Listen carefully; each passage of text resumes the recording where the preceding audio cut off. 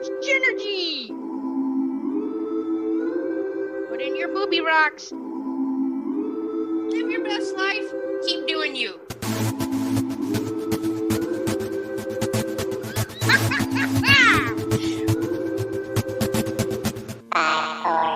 So much energy!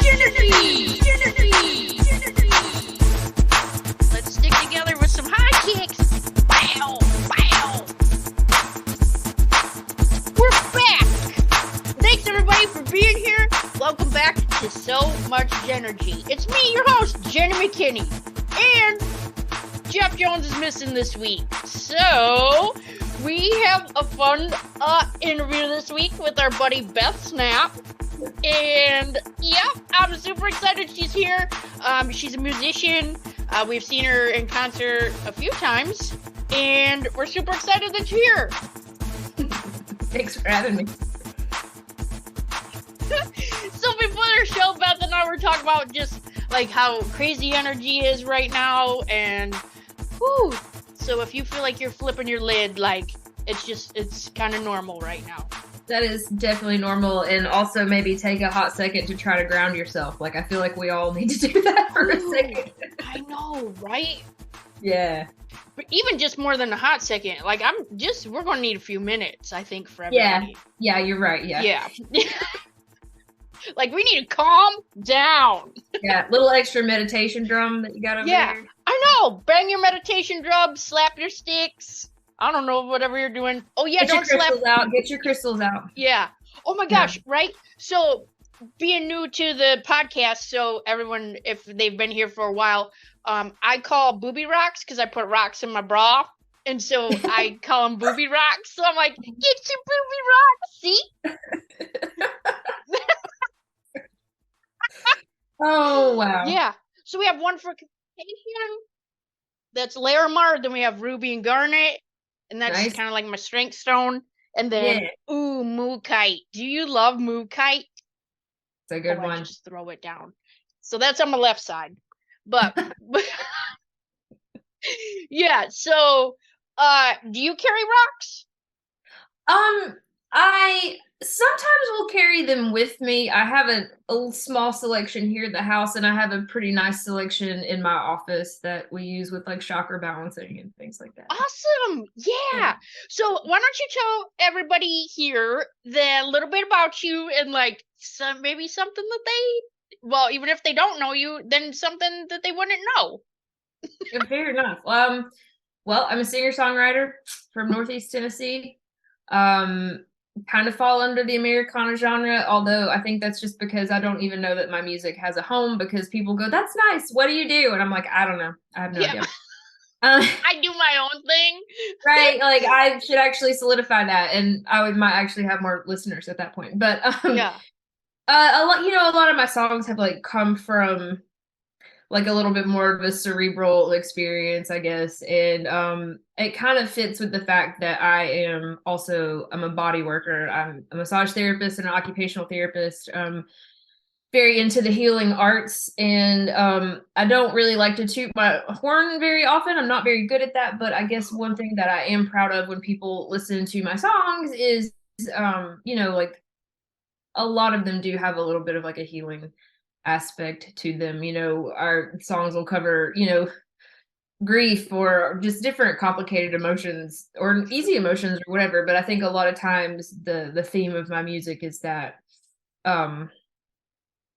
there's like a little bit of light and dark in everything, like just kind of a balance. And so that's what I found myself writing about, and because that's kind of life, right? Like, that's the universal thing. That's what we all feel that. Yeah.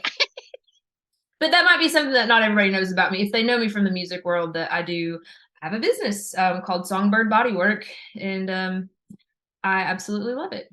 That's awesome. Where does Songbird come from? As I have your shirt on today, too. Yay! Well, first of all, is this a G-rated show? No. Hard pass. This isn't really a dirty thing, but there's one cuss word. But no, whatever. I would. I know, right? Before I ever started like singing out much, and I had a few friends that did sing out, they performed with some pretty big bands, and I was at a festival, and somebody was like, "Oh, do you sing?" And my friend said, "She sings like a damn bird." Oh, And so gotcha. that's why there's a bird on all of my Yeah. stuff. And I had been performing for about 10 years before I opened up this particular business, and I wanted Okay. to connect the two businesses by name. Yeah. So Pink Songbird Bodywork, yeah. I love that. You That's can't be damn awesome. bird bodywork, right? Yeah. That's awesome. Yeah. So when we were at your concert at the Down Home, okay, first of Yeah. all, can you just tell the listeners what you put on the tables because that was super funny. So being in Tennessee, anytime that there's a chance of snow, um, game's over, man. And actually, Yeah. I'm the same way because honestly, let's be honest, like it's the perfect excuse. Like if you have plans, but then there's like calling for a chance of snow, it's really easy to be like, oh shucks, can't make it out. It might snow. Let's get in my jammies, you know. Yeah. And so they were calling for snow on that Friday night, and I was like, oh my gosh, nobody's gonna come. Like nobody's gonna come. So we put out something on social media like forget about your milk and bread sandwiches, like please come to the show. And so Right. my drummer was like, we should totally have bread and milk at our show. And so I went and bought milk and bread, put it on all the tables, except I will say I was just going to put it on a few select tables, so I bought bread that I would actually want to eat. So I actually bought organic bread, and then it somehow ended up all on the tables, so I wasted a whole loaf of organic bread for that. Oh, Not quite shoot. sure how. I was like, dang it. Oh, man. But it's okay. It's Yeah. fine. Yeah. Shoot, next time you do that, like put the tip jar out by your merch or something. Right? Yeah. Yeah. Bread for the bread. That's funny. Yeah, that was Thanks super for funny. coming to the show, though. Oh gosh, yeah, it was such a good time. Oh man. And I will tell you this. I mean, I know that Josh like came up and was, very excited when you got off the stage to tell you that your Cranberries version of their song is amazing. Oh, thanks. And we've even seen the Cranberries, a few times. Wow. Yeah. So, yeah, love your version. It's always a good time. The audience is always like super excited to see you. Oh, And what's your funnest event that you do? Like what's the funnest concert that you've done? oh wow. Funnest concert that we've ever done. I as long as I'm with my band, that sounds like such a cliche answer, but as long as if I'm with my band, like Right. we do fun things. But Yeah. consistently the most fun, honestly, we love going to the down home. That's Yeah. definitely one that we always enjoy. But then after that, it's kind of we file it into categories of like weirdest things that happen. You know what I mean? And so it's like Yes. if we can just make memories and we have a show that's like, oh my gosh, remember that one time that blank happened. And Yeah. it's not necessarily fun in the sense of like it was a good show, but just like weird stuff happens. Like that's how we Yeah. Can you tell the listeners what happened when you were in Europe? Oh yeah, so that's one. That's a story. So I have this song called The Princess Dream, and when I would sing it around here because it was like a coming of age story of growing up in the mountains in the Appalachian Mountains and like growing into yourself, and for me specifically, like the one thing that always came up when when I was younger is like, hey, maybe act like a lady. And I'm like, I don't even know what that means. Like, when I was a tomboy, I was like, I sure, whatever. I what? So it was like understanding that like my coming into what does it mean to be a lady has like this whole other definition and whatever your Mhm. definition of what it is to be a good human in whatever sense that you find like that it's okay. And so when I play that song here and I get to the last line, because it says I'll never need the princess dream because I'm a queen. And here it gets a lot of claps because the whole idea is like forget the fairy tale, forget trying to be the certain thing, like I'm gonna be better than that thing. Right. It turns out when you're in England though, and they actually had a queen at the time, I Right. don't even know that I got polite claps. And it was like a big festival. It was like an outdoor festival, and Yeah. people were shouting and and for all the other ones, but I got like the first two lines in the song and I was like, oh, I don't think this is a good idea, but I already started singing. And so I was committed, and it was like our last song of the set, and people were just like, oh my God. So yeah, I was like, well, note to self. Yeah. You know. Oops. Hey, now we know. Now we know. Now we We go. know. We play in the UK. Yeah. Just leave that one out of the set. Totally Right. fine. Yeah. So you also do pottery? I do. Yeah. Yeah. It's super fun. I started in high school and in college, and then I put it down for like a good decade and then picked it back up. But it's been really fun because it's a creative outlet where I can make something, but it's also very functional. It's also been kind of, let's be honest, like a nice merch thing because you might buy a CD or a vinyl one time, or you might buy my t-shirt one time. But if I have a new mug color, you might want it as well, and you might buy more than one. Right. But also having like a creative outlet that can kind of just get out there in the world and not clutter up my house. Like if I made mugs all the time, then I would just have a room full of mugs, and that would be weird. But yeah, just letting a different creative outlet kind of be a different source, and come out to shows and have new things to put on display, and Yeah, that's awesome. they're dishwasher safe, so there you go. Yeah. Have you ever thought of having a beanie line? Well, I did. Okay. Last year I made a small beanie line. I knitted. I had a surgery on my arm and I was out of work for 3 months. Okay. So I was like, what am I going to do with my time? So I knitted a bunch of beanies and sold them. Yeah. But that took quite a while. And actually it ended up being harder on my hands. So I had to kind of lay that down. But maybe for next year, there might be another beanie line coming. Yeah. Maybe find somebody again, just like make them for you. Yeah, that would be better. Yeah. Yeah. And then maybe you could just put like, oh, snap on the top of them or something. Right? Yeah. Right. Yeah. No, I was gonna put my label on the hats, and then it was just, I'm really good at setting up ideas. Execution's not always the best. Same, girl, same. I have that myself. Yes. Very excited. Lots of like fun ideas, and then I'm like, yeah, this is great. This is great. But you know what's more fun than actually executing the ideas? Coming up with more ideas. Yeah. So do you feel like when you're doing body work and stuff, do you do any energy work at the same time, or are you just focused on more, is it massage muscle stuff, or? Yeah, since I was an OT before I became a massage therapist, people do come to me a little bit more often for like musculoskeletal problem solving, kind of like, I'm hurting, let's fix this kind of thing.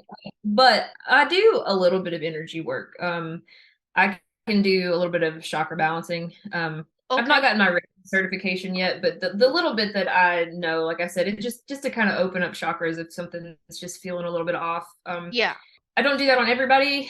If somebody kind of comes in with a certain funky energy, I ask permission if I can do that. And I find that the people that have done that for, they'll come in and be like, hey, my lower back is killing me. And also, will you do the pendulum thing again? Yeah, sure. So it's a very integrative experience, but that's what I love, that I can practice more holistically. So if something more biomechanically needs to be worked on, I can do that. If something more energetically needs to be worked on, we can add a little bit of that. Right. Here.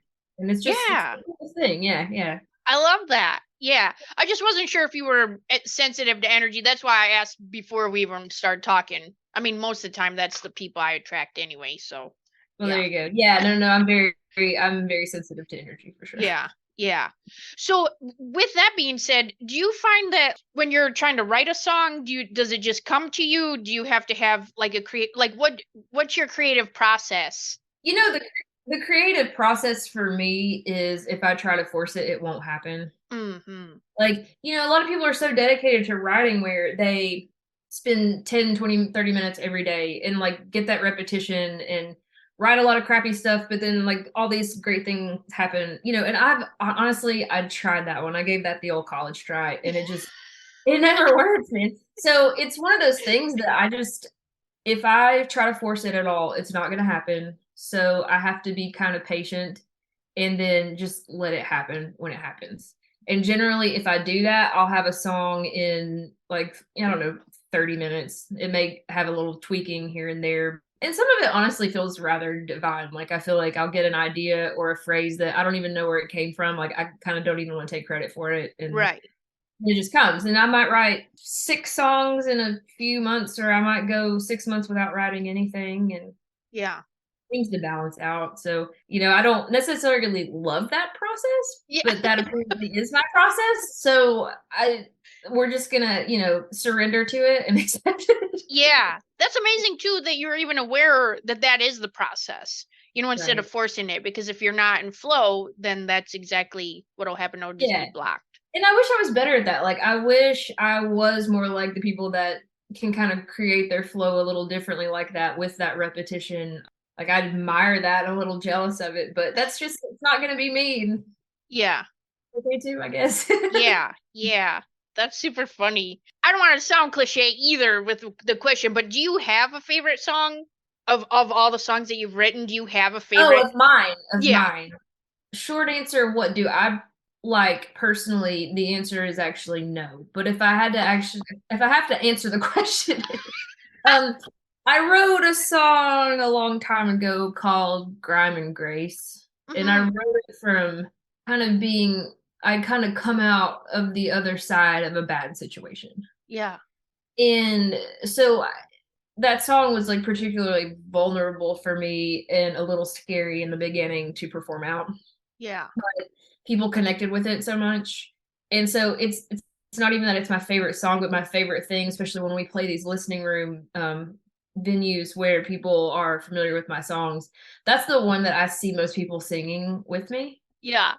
Like when I see people singing the words and I see that it like meant something to them, then that Mhm. makes it very valuable to me. Yeah. A lot of your music, I love to just turn it on and it's such great messages, inspirational, you know what I mean? It's just like feel good music, and just knowing that your energy and your vibe and just of the whole band. I mean, I just got chills.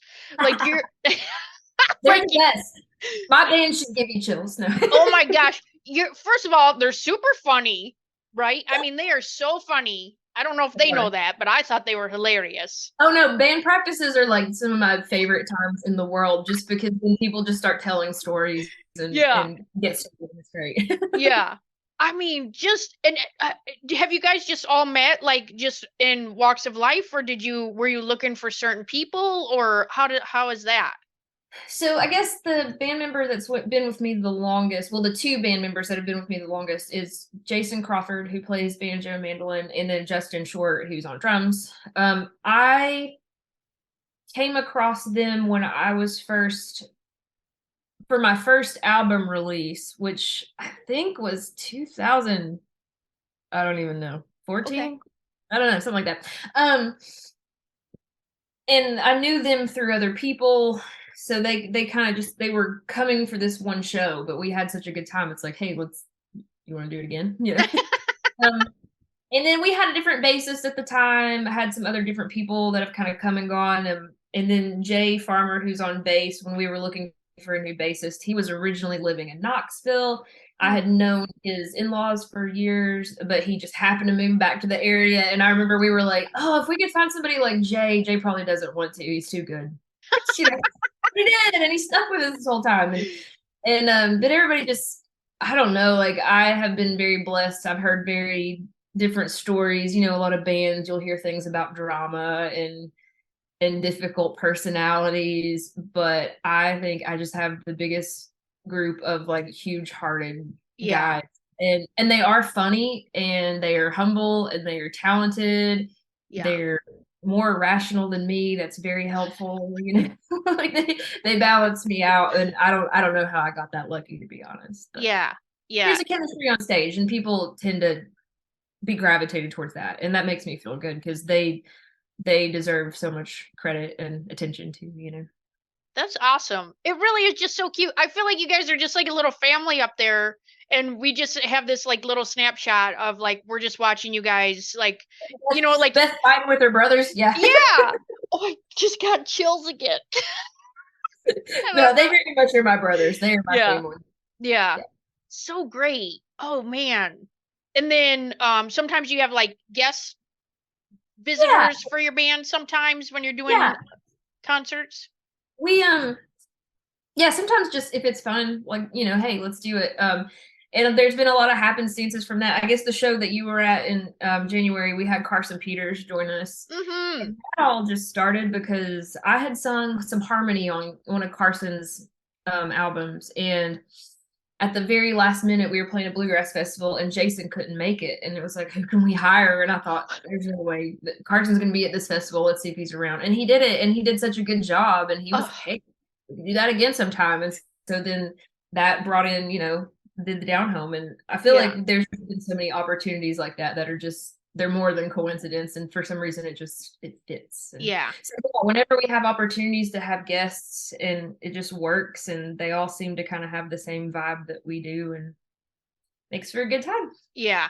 Absolutely. And it's fun too because I feel like it never interrupts your vibe of like being genuine and what you have going on. Sure. Sometimes when you have somebody and they just don't kind of mix, and I Yeah. just feel like everybody that you've ever had has always just been an amazing addition. Yeah, Yeah. yeah. I have been incredibly blessed to just have all of these crazy talented musicians around me, but I think what is the most important part of that is they're just insanely good humans. Mm, And you right. know what I mean? Like, you can be the most talented person, but when you're missing that element, I don't know. I mean, like, it's still impressive, but then when you find these people that are just, like I said, they're good humans, and they project it out on the stage too, Right. it makes it a more authentic experience, I think. Yeah. Have you ever, and I'm not asking for names, but just in your experience, have you ever met somebody that you were shocked that they were a crappy person? Oh yeah. Yeah. Yeah. There was one in particular, and I will not say a name, but I Yeah. opened for a very famous folk singer, and I was so excited. And she was awful to the venue Oh, and took over the green room. Like, I didn't have anywhere to hang out or whatever, and I tried to just be nice and just introduce myself, and that wasn't going to work. And I remember I was on stage and I was playing like 45 minutes or something, but the audience was one of the first times, because I hadn't been playing all that long, but the audience really started connecting with me, and it was just like it was making sense. It was just this solo show, and I yeah. saw her come on the wings, and I remember it kind of boosted my confidence, and I'm glad it did at the time. But I was like, oh, she's actually listening to me. Wow, that means so much. Found out later on she was actually getting mad that the audience was responding to me, and was trying to get the stage director to pull me off. If I had known that, I mean, because my confidence wasn't great at the time anyway, like, I would have Yeah. died if I had known that. So it just cracks me up that in this moment, I'm like, oh, she's listening to me. And it probably made me perform even better. Yeah. And it turns out she was actually wanting me to leave. Oh my gosh. That's crazy. We were at a concert one time, and this is back when we took physical cameras, and we lived in Michigan, and so we had a ton of music venues up there, right? We were at music venues all the time. And we went to one concert, and um the artist, the girl in the front row, was taking a picture of her, and she said, "Hey, can I see your camera?" Like, right in the microphone, and grabbed her camera and yanked all the film out of it.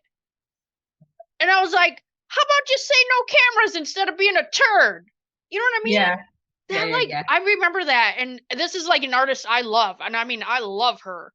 And it, Right. like, just broke my spirit, you know what I mean? Because this girl is so excited about being in the front row, and I'm sure, I mean, she was a younger girl too, and it, like, hurt my Probably loved whole, that artist. And so it, like, right. embarrassed her, broke her heart, like all these crazy things. Oh my gosh, I know.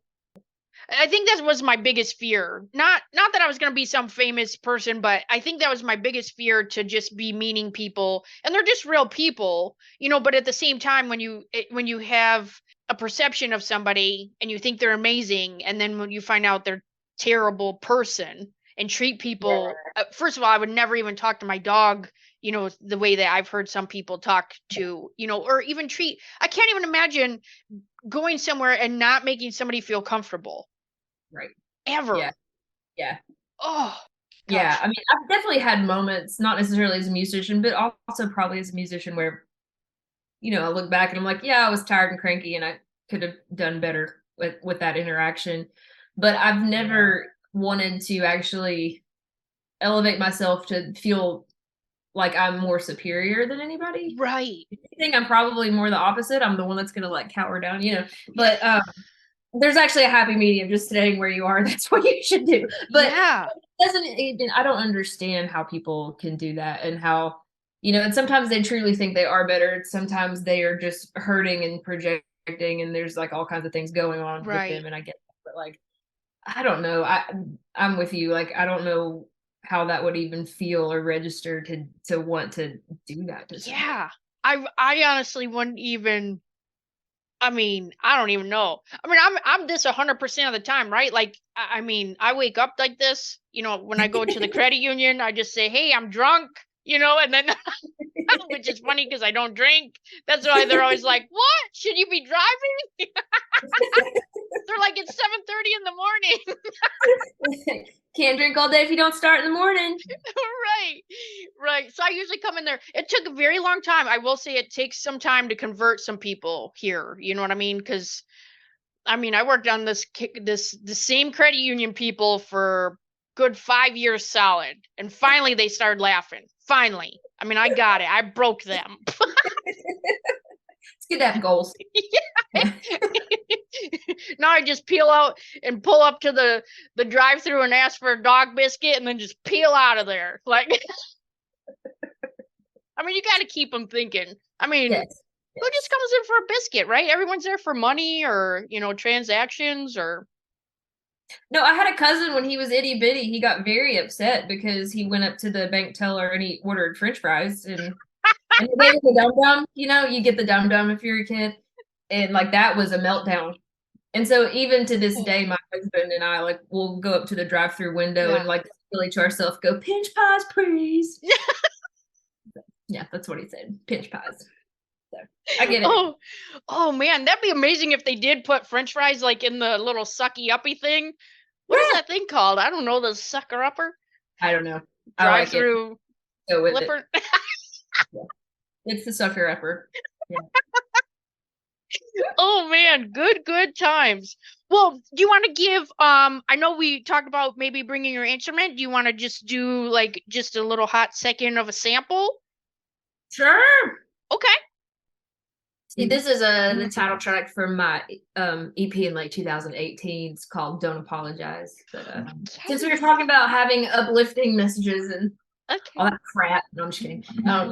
Yeah, this is one of those.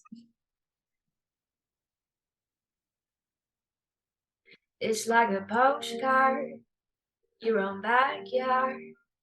You can see that you were blessed. Your grass is greener than the rest, but that don't mean you're bound for what I see.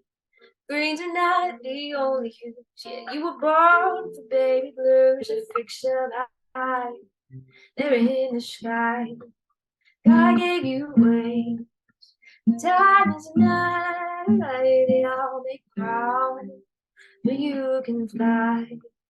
Don't apologize. Don't apologize. Don't apologize. Is that enough of a sample, or are we gonna keep going? Yeah. No, that was so good. Yay. Yay. I do want to share when I was first introduced to you so we saw you first in Rhythm and Roots.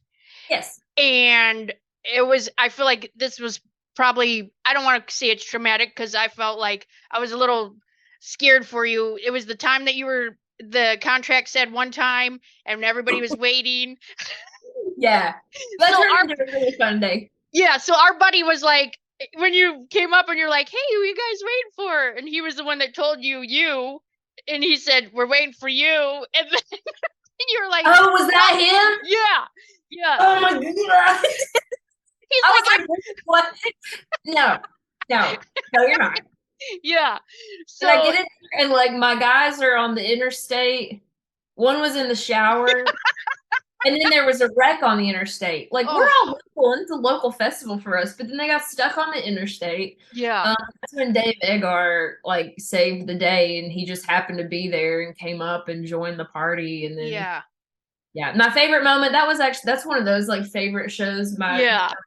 where the drummer was going to be the latest and we just told everybody to clap as loud as they could whenever he got on stage. He was like, what is even happening? You know, this whole auditorium erupts for the drummer, you know, at Right. the party trying to sneak on stage. Yeah. Oh That my was it. gosh. And then we had bourbon after because we got through it, but it stressed me.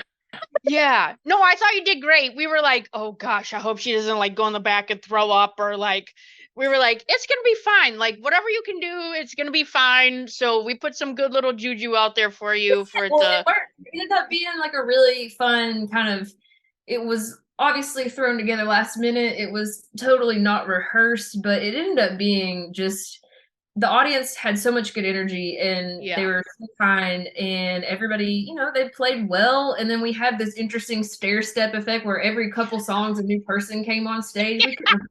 Yes. It was like by the end of the show, it was so funny because like the whole band was there by the end of the show, but it was just like if people didn't know what happened at the beginning, I feel like it was like a perfect like addition. Like, oh, this song includes this person. Oh, this is Yeah, yeah, yeah, yeah. But thank you for being there. yeah. And Sitting out there. it was pretty cool to be part of like your sound check, and then like, well, here's the sound check and the show. So Yeah, cool. yeah, Thanks. yeah. That was But funny. And that was your friend. That was your friend that said GW, he's like, I probably traumatized her. I dropped off. I was dropping off my instrument to go listen to another band before our sound check, and so I was like, "Wow!" I was like, "Who are all these people in line for?" Oh, He's like, you. like no, no, guys, I don't play now. And then I get to the sound crew, and they're like, "You're playing now. Why haven't you been here?" Yeah. We're like, oh, and you know what though? Super side note, Mercury was retrograde at that time. Yeah. And I was like, oh, this is straight up Mercury and Gatorade. That's what we call it. I like it. I like it. Yeah. Oh, but I did want to add your Confessions of an Exhausted 30 something. I mean, Yeah. crack me up. So, you know, we had our daughter, and by 7 she was like in a rocking chair knitting and crocheting, and then like I'm outside playing with her friends on scooters and stuff, you know. So when that song, I heard it and I was like, oh my gosh, this is so perfect, you know, because like everybody's doing everything out there, but really you just want your gym jams on in your big comfy chair. Yes. Yes. Yes. Yeah. Yes. Side note, you might be the first person I've ever told this to in an interview. My big comfy chair, I gave it to my cousin, and he's the one that when he was 2, he called French fries pinch pies. So Oh, this just came full circle. can't even make it up. Yeah. I'm going to order French fries at the credit union next time. Do it. They might give you a dum dum. Maybe. She'll probably hit me in the head with the sucker. I mean, I took my change in there last week just in a big pillowcase, and then she came back out and she's like, here's your booby rocks. There was booby rocks mixed in with the change. Oh, my. Oh, good times. Yeah. Anything, something that I would like people to know. It's a long time coming. If you have been following my music, if you've not, it's gonna be a surprise. So great thing. But no, I'm working on an album right now, and hopefully Yay. be done by the end of the year. It's been a very slow process. Like there've been some just timing things. I think it's working the way it's supposed to. I'm really excited though. It's currently being mixed. Okay.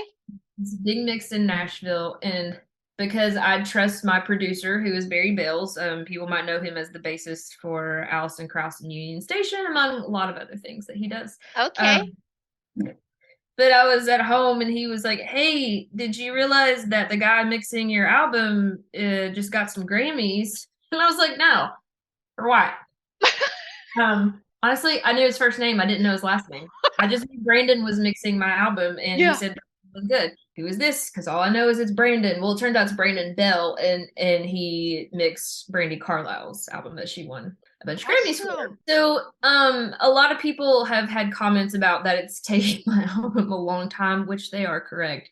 But I feel like these amazing people are coming on board and helping it, become something. Right. it's definitely something I'm gonna be proud of. It's gonna be a 9-song track or album in 9 tracks. And I don't know, like I'm excited to show it to the world, although I also have no idea when it's gonna be done. So just hang in there and have some faith in me, and I think you're gonna like Yeah, it. I'm sure it's amazing. Not only that, I feel like too, kind of like whatever his process is. You know what I mean? Like just like you writing your songs is a Yeah. process. I mean, he's got his process, and so you want all the right energy into it too.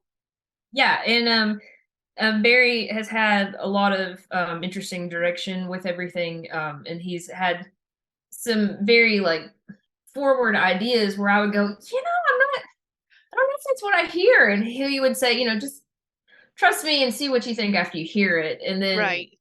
do it. It's like, oh man, like why did I even? Okay, yeah, 100% on board. Yeah. Um, and there's hopefully going to be some cool artists, some guest artists if the stars align. um, so yeah, I know, right? Like yeah. Send all that this way. Send all of it. Yeah, for sure. So yeah, I think it's gonna be well worth the wait. So Okay. Awesome. I cannot, well, I'm going to wait, but I'm very excited. appreciate that. And yeah, I mean, if you need me, like, especially as it gets closer, or if like you're running through things, I journal all the time, all the time. And so I Yeah. even put that out there for anybody, any of the listeners or anything. Like, if you need extra help, sometimes I got to put it in all caps because I'm like, are you listening, universe? You know what I mean? But people will Take it. message me all the time, hey, can you journal for this? Or can you put this out there? Or can you just help me with this? And I mean, I just put it out there, and then I just feel like it just really helps. Sometimes they get sent little booby rock packages to help There with you go. it. All I for it. mean, yeah, 100% fan. Yeah. right. Yeah. Awesome. Okay, cool. Well, we're gonna put the links in here. We're super excited for everything happening. And I can't wait to see you again. When's your next show? Well, I had 3 fall through. Thanks for mentioning. No. Okay. um, no, it's okay. It seems like things are gonna gear up in June. Okay. And then there are several good ones coming up after that. But if the stars align appropriately, and I haven't made the official announcement yet, but in June there's going to be one at the Down Home, back at the Down Home. Okay. But it's going to be an all-female songwriter in the round with some very talented ladies. So Woo! my schedule will be updated soon online, but definitely just kind of keep an eye out for that. Maybe give a follow on social media because I think it would be a night very worth coming to because the other 3 women that will probably be with me are just amazingly talented. And I want to just go listen to them, forget about me, but Yeah. it'll be good. Yeah. Awesome. Okay, that sounds amazing. I can't wait for that. Are you doing Rhythm and Roots this year? It's not, there's not been the official Okay. announcement yet. Okay, gotcha. There may be one small solo set happening. Okay. Word on the street. Can't confirm. Okay. All right. Well, you know how those street people are. They just yell stuff, and I mean, you can take it or leave it. I mean, I may see you there. I might. Yeah. Oh, I'm sure you'll hear me before you see me. Well, hey, if you find out that my time is different than what I thought, you just let me know. And you Yeah. shout. Right. I'll tell GW, like, G-Dub, because he's all over that schedule. I'm like, you need to tell Beth what time she's on. Tell her when she's playing, so she'll show up. Yeah. Yeah. Yeah. Oh, and I want to say thanks a lot for the one time at the one concert you signed my bag. I mean, you signed my purse. Hey, I was at Rhythm and Roots. Yeah. Yeah. Good That times. was my purse. Yes. Yeah. Well, what do they call it here? Pocketbook. I'm sorry. Pocketbook. That's right. I still am not down with the lingo. We've lived here 7 years, still not. I feel like that's interchangeable. I think plenty of people say purse. You're all Yeah. right. Yeah. Hey, one last question. Are you from here? Yeah. Yeah. You grew up here?